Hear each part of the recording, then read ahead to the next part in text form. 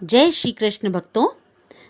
अनंत चतुर्दशी व्रत की कथा, विधि और उसका महात्म्य।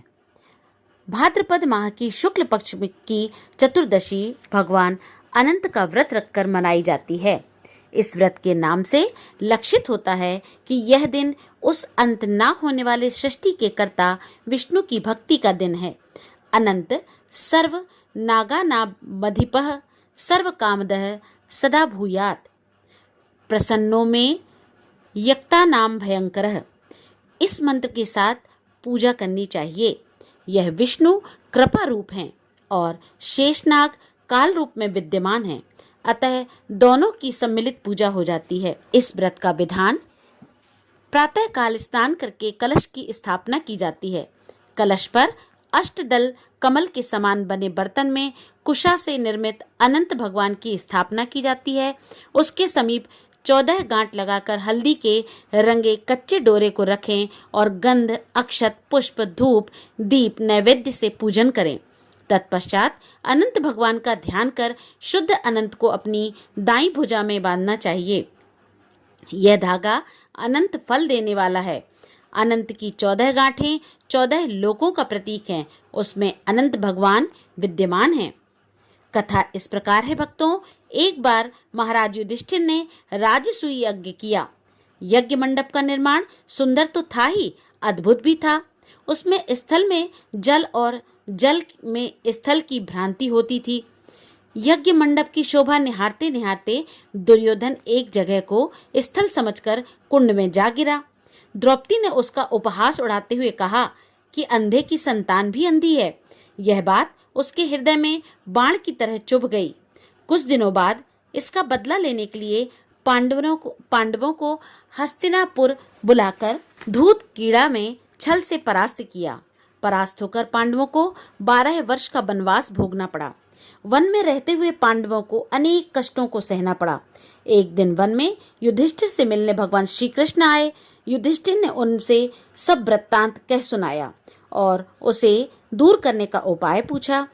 तब कृष्ण ने उन्हें भगवान अनंत का व्रत करने को कहा। इससे तुम्हारा खोया हुआ राज्य फिर से प्राप्त हो जाएगा।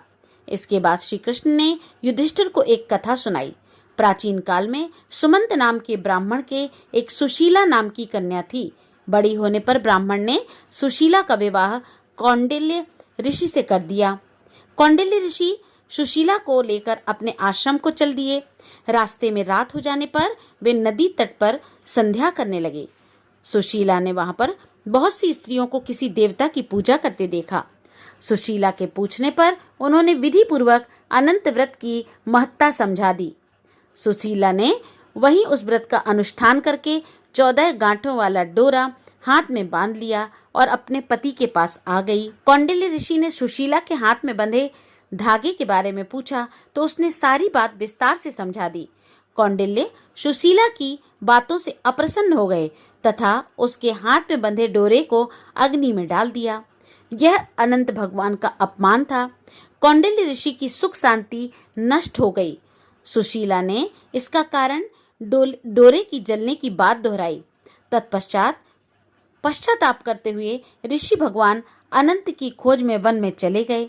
जब वे भटकते भटकते निराश होकर गिर पड़े और बेहोश हो गए तो भगवान अनंत ने उन्हें दर्शन दिए और उनसे कहा, हे कौंडिल्य, मेरे अपमान के कारण ही तुम्हारे ऊपर यह मुसीबतों का पहाड़ टूटा है।